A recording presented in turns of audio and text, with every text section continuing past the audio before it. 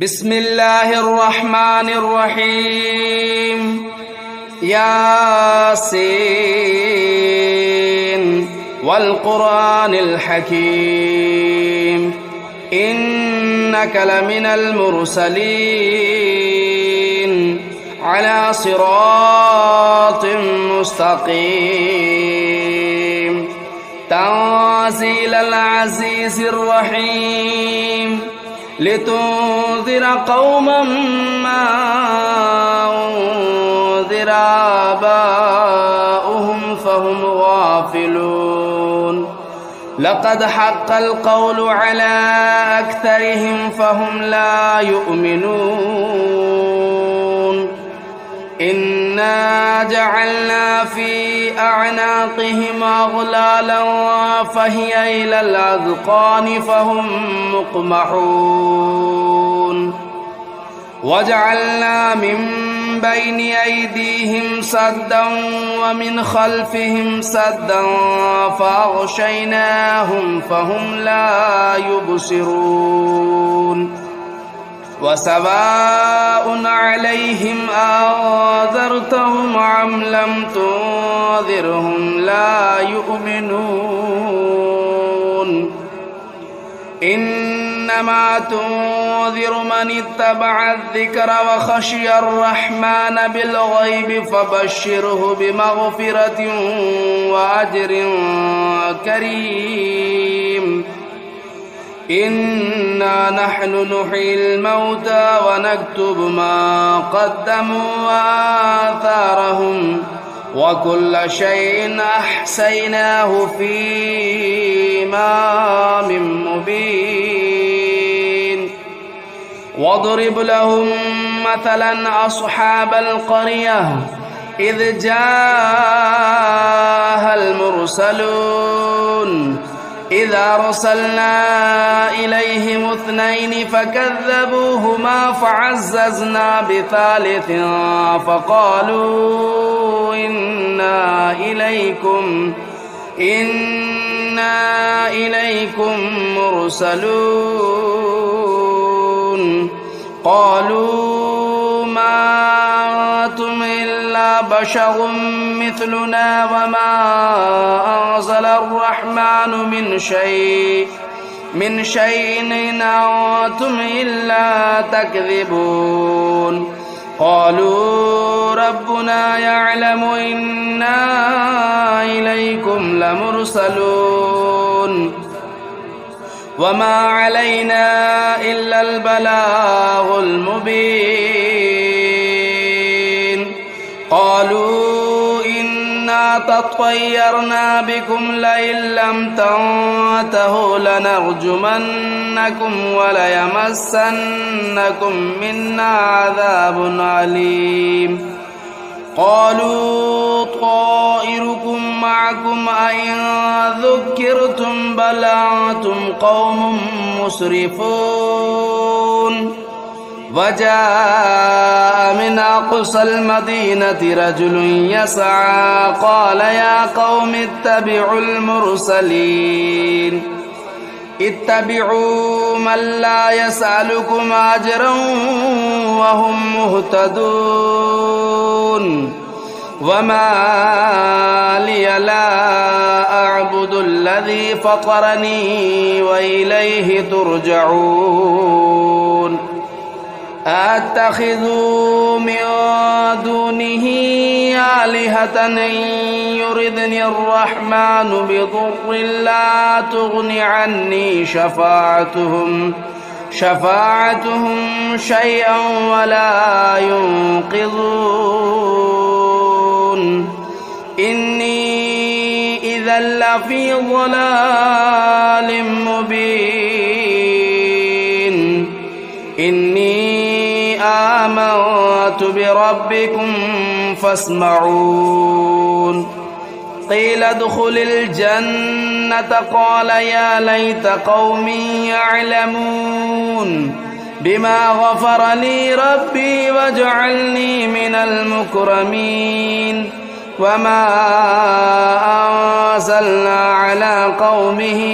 من بعده من جود من السماء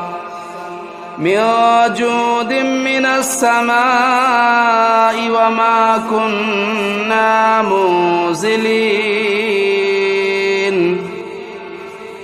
إن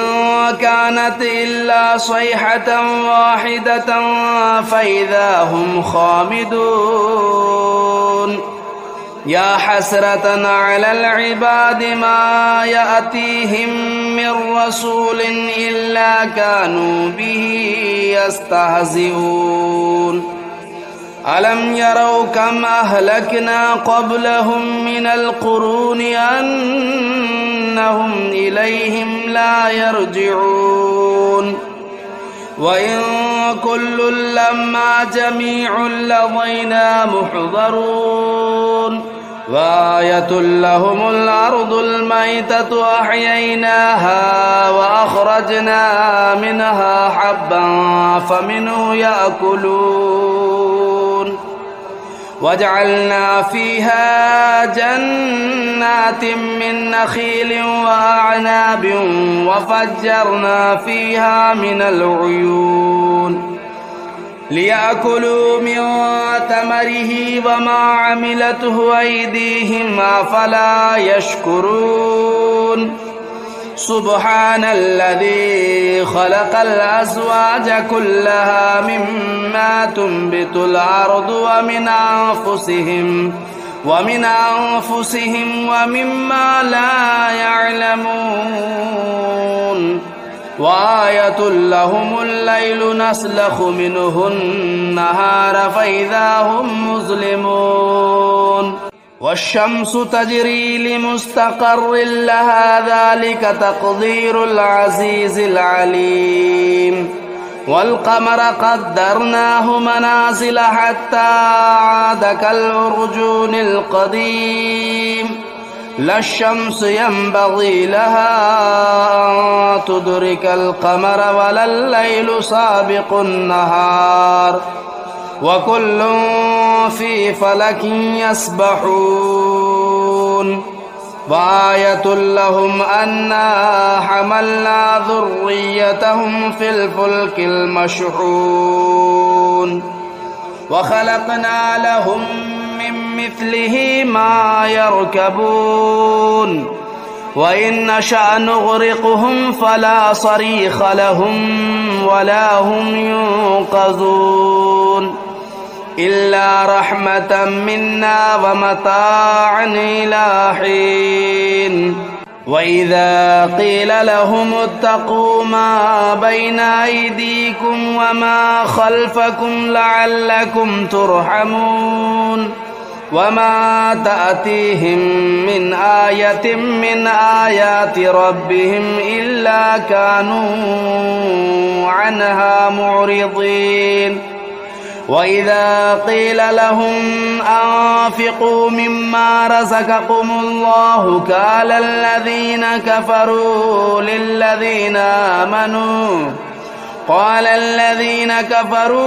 للذين آمنوا ونطعم من لو يشاء الله أطعمه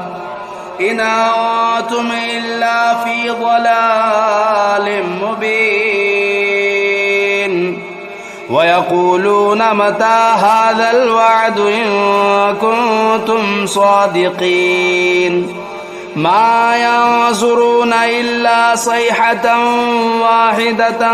تأخذهم وهم يخصمون فلا يستطيعون توصية ولا إلى أهلهم يرجعون ونفخ في الصور فإذا هم من الأجداث إلى ربهم ينسلون قالوا يا ويلنا من بعثنا من مرقدنا هذا ما وعد الرحمن وصدق المرسلون إنت إلا صيحة واحدة فإذا هم جميع لدينا محضرون فاليوم لا تظلم نفس شيئا ولا تجزون إلا ما كنتم تعملون إن أصحاب الجنة اليوم في شغل فاكهون هم وأزواجهم في ظلال على الأرائك متكئون لهم فيها فاكهة ولهم ما يدعون سلام قولا من رب رحيم وامتازوا اليوم أيها المجرمون ألم أعهد إليكم يا بني آدم ألا تعبدوا الشيطان إنه لكم عدو مبين وأن اعبدوني هذا صراط مستقيم ولقد أضل منكم جبلا كثيرا أفلم تكونوا تعقلون هذه جهنم التي كنتم توعدون اصلوها اليوم بما كنتم تكفرون اليوم نختم على أفواههم وتكلمنا أيديهم وتشهد أرجلهم بما كانوا يكسبون ولو نشاء لطمسنا على أعينهم فاستبقوا الصراط فأنى يبصرون ولو نشاء لمسخناهم على مكانتهم فما استطاعوا مضيا ولا يرجعون ومن نعمره ننكسه في الخلق أفلا يعقلون وما علمناه الشعر وما ينبغي له إن هو إلا ذكر وقرآن مبين لينذر من كان حيا ويحق القول على الكافرين أولم يروا أنا خلقنا لهم مما عملت أيدينا أنعاما فهم لا مالكون وذللناها لهم فمنها ركوبهم ومنها يأكلون ولهم فيها منافع ومشارب أفلا يشكرون واتخذوا من دون الله آلهة لعلهم ينصرون لا يستطيعون نصرهم وهم لهم جند محضرون فلا يحزنك قولهم إنا نعلم ما يسرون وما يعلنون أولم ير الإنسان أنا خلقناه من نطفة فإذا هو خصيم مبين وضرب لنا مثلا ونسي خلقه قال من يحيي العظام وهي رميم قل يحييها الذي أنشأها أول مرة وهو بكل خلق عليم الذي جعل لكم من الشجر الأخضر نارا فإذا أنتم منه توقدون أوليس الذي خلق السماوات والأرض بقادر على أن يخلق مثلهم بلى وهو الخلاق العليم إنما أمره إذا أراد شيئا أن يقول له كن فيكون فسبحان الذي بيده ملكوت كل شيء وإليه ترجعون بسم الله الرحمن الرحيم الرحمن علم القرآن خلق الإنسان علمه البيان الشمس والقمر بحسبان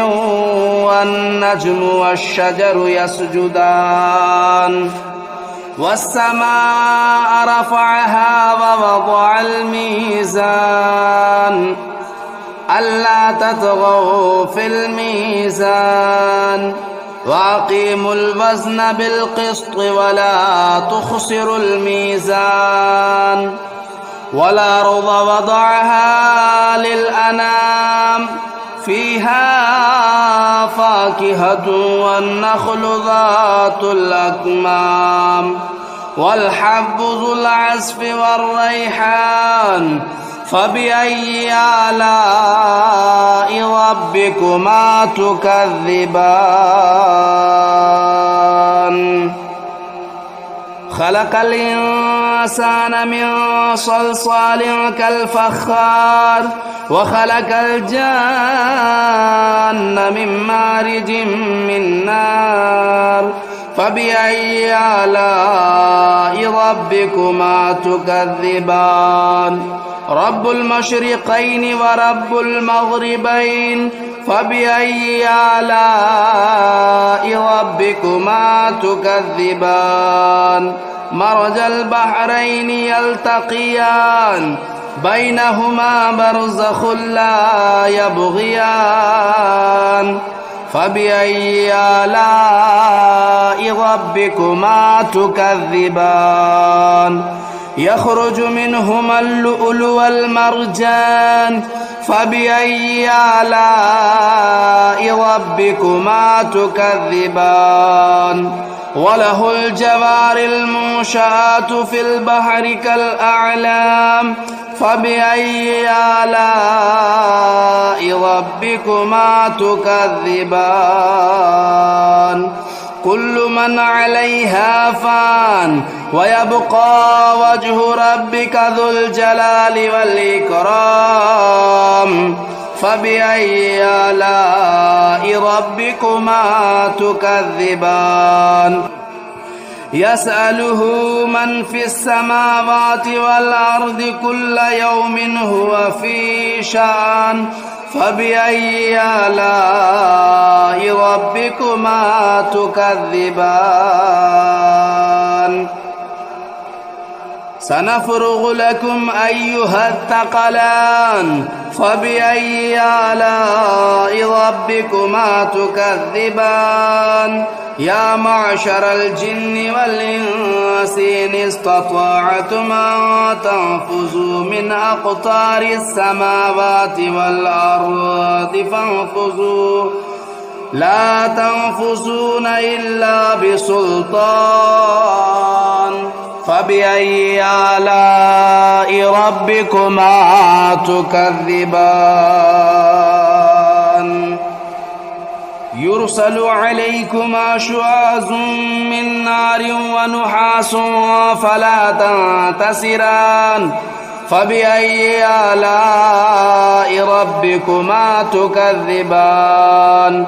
فإذا انشقت السماء فكانت وردة كالدهان فبأي آلاء ربكما تكذبان فيومئذ لا يسأل عن ذنبه إنس ولا جان فبأي آلاء ربكما تكذبان يعرف المجرمون بسيماهم فيؤخذوا بالنواصي والأقدام فبأي آلاء ربكما تكذبان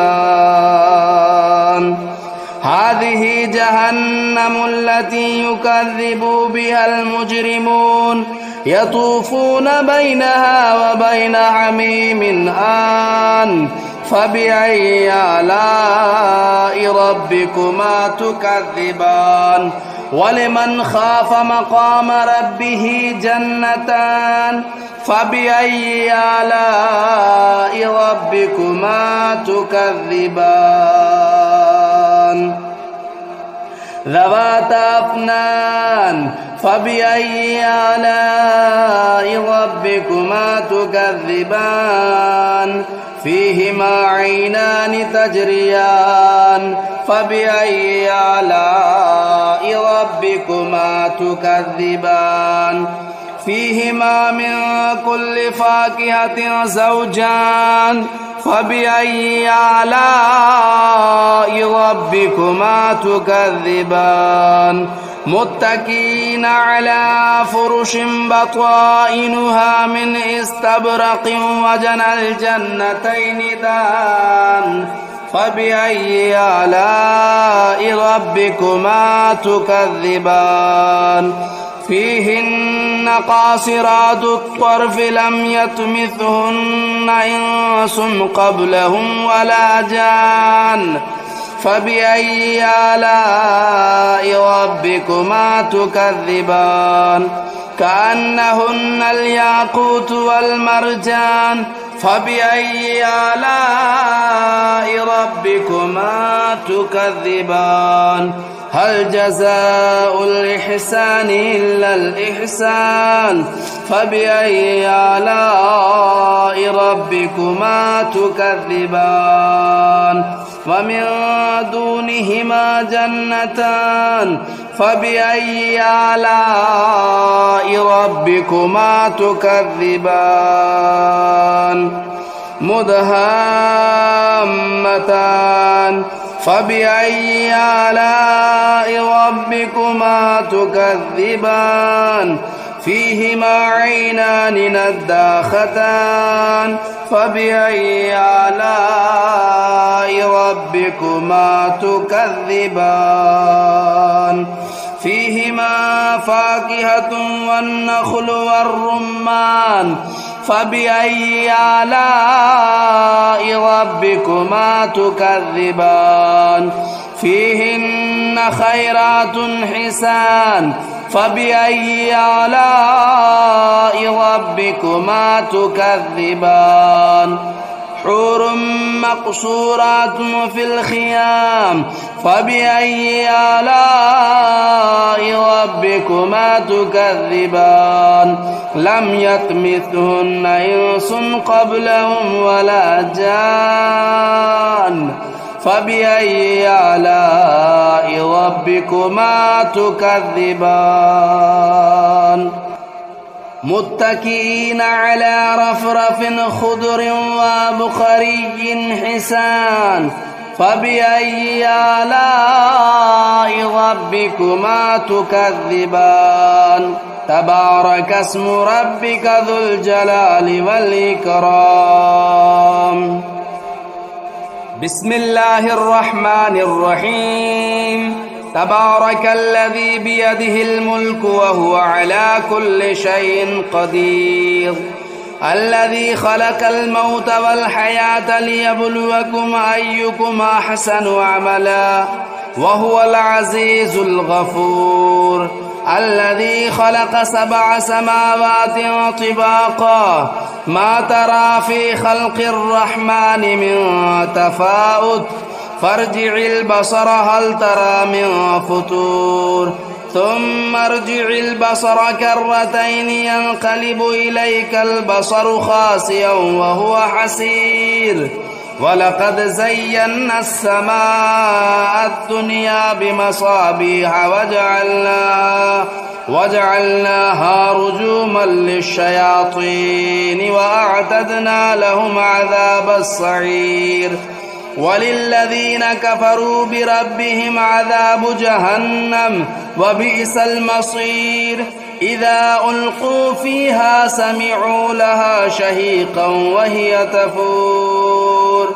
تكاد تميز من الغيظ كلما ألقي فيها فوج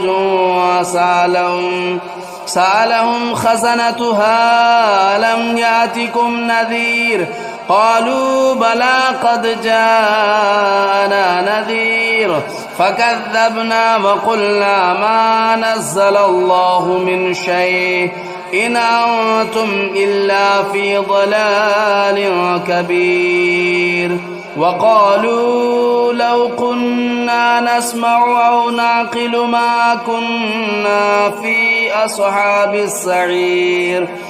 فاعترفوا بذنبهم فسحقا لأصحاب السعير. إن الذين يخشون ربهم بالغيب لهم مغفرة وأجر كبير. وأسروا قولكم أو اجهروا به إنه عليم بذات الصدور. ألا يعلم من خلق وهو اللطيف الخبير. هو الذي جعل لكم الأرض ذلولا فامشوا في مناكبها وكلوا من رزقه وإليه النشور. أأمنتم من في السماء أن يخسف بكم الأرض فإذا هي تمور أم أمنتم من في السماء أن يرسل عليكم حاصبا فستعلمون كيف نذير. ولقد كذب الذين من قبلهم فكيف كان نكير. أولم يروا إلى الطير فوقهم صافات ويقبضن ما يمسكهن إلا الرحمن إنه بكل شيء بصير.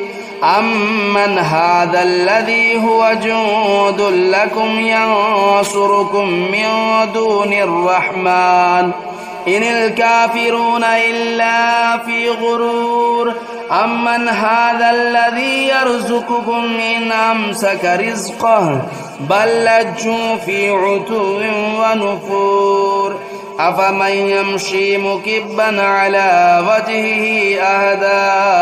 أمن يمشي سويا على صراط مستقيم. قل هو الذي أنشأكم وجعل لكم السمع والأبصار والأفئدة قليلا ما تشكرون. قل هو الذي ذرأكم في الأرض وإليه تهشرون. ويقولون متى هذا الوعد إن كنتم صادقين. قل إنما العلم عند الله وإنما أنا نذير مبين. فلما رأوه زلفة سيئت وجوه الذين كفروا وقيل هذا الذي كنتم به تدعون. قل أرأيتم إن أهلكني الله ومن معي أو رحمنا فمن يجير الكافرين من عذاب أليم. قل هو الرحمن آمنا به وعليه توكلنا فستعلمون من هو في ضلال مبين. قل أرأيتم إن أصبح ماؤكم غورا فمن يأتيكم بماء